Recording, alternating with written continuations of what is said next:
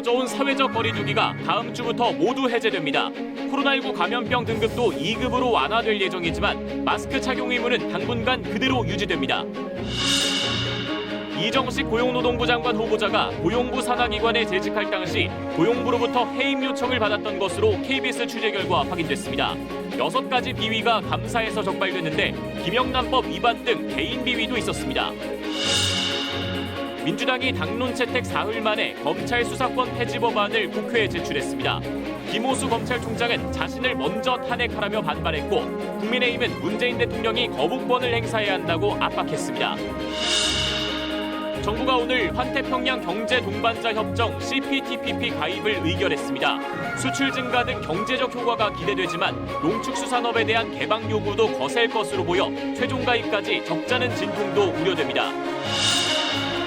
세월호 참사 8주기가 하루 앞으로 다가온 가운데 사회적 참사 특별조사위원회가 세월호 침몰 원인과 관련해 새로운 증거를 확보했습니다. 8년간 끌어온 침몰 원인에 대한 최종 결론은 이르면 다음 달 중 나올 것으로 보입니다.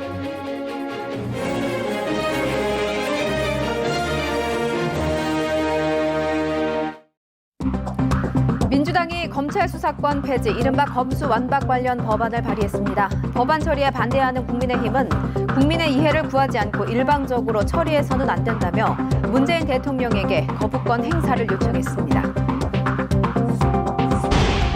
한동훈 법무부 장관 후보자는 검수완박 처리를 공언한 민주당을 겨냥해 지난 5년간 무슨 일이 있었길래 야반도주를 벌이냐며 반대 입장을 거듭 밝혔습니다.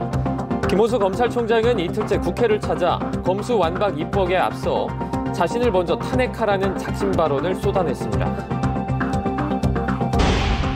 윤석열 대통령 당선인이 물가 상승 장기화에 대비하고 금리 인상에 따른 취약계층 피해를 최소화해야 한다고 당부했습니다. 조만간 발표될 국정과제에도 물가 안정과 금리 인상에 대한 구체적인 대책이 포함될 전망입니다.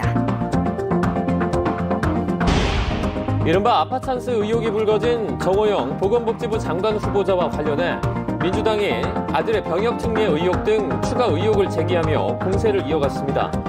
윤석열 당선인 측은 후보자 본인이 떳떳한 입장으로 소명할 수 있다는 자신감을 보인다면서 일단 지켜볼 생각이라고 말했습니다. 정부가 25일부터 현재 1급 감염병인 코로나19를 2급으로 하향 조정합니다. 확진자 7일 격리 의무는 당분간 유지하되 다음 달 하순부터는 격리 의무가 권고로 바뀌고 재택 치료도 종료됩니다.